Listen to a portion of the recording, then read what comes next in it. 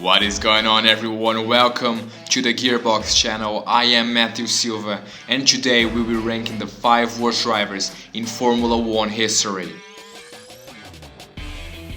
The Italian woman Giovanna Amati appeared in Formula 1 for the first time, driving for Brabham in 1992, and her debut, of course, was a disaster, spinning 6 times during practice and qualifying 4 seconds behind her teammate. After not qualifying for the Brazilian and the Mexican Grand Prix that year, she got replaced by no one but Damon Hill. Even though he was a Formula 3000 champion and even a Ferrari test driver, Luca Badoero was a driver that spent more time in Formula 1 without scoring a single point. He made his debut on the Scuderia Italia, then went to Minardi and Forte, but after 10 years of being a test driver, he finally made it and had his opportunity in a Ferrari seat after Felipe Massa's big accident in 2009. The result, well, wasn't the best. In Spain, he qualified 3 seconds behind his teammate and even got a penalty for exceeding the speed on the pit lane. In Belgium later that year, qualified last and finished in the 14th place, while his teammate Kimi Räikkönen was celebrating the win.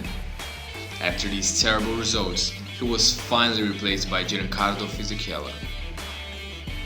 The 41 years old Kenak Nissany was a businessman who bought himself a Minardi seat and participated in the free practice of the Hungarian Grand Prix in 2005.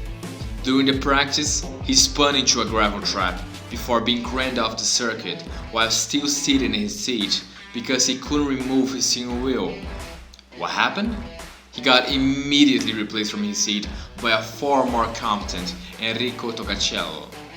Campos participated in 21 Grand Prix for Minardi in 1987 and 1988, but retired an incredible 14 of the 16 races he started. His career got off to an awful start when he was disqualified in the season opening Brazilian Grand Prix because he somehow forgot his earplugs. By the time he had fitted them, the rest of the field had moved away and Campos was disqualified after retaking his grid slot instead of starting from the back.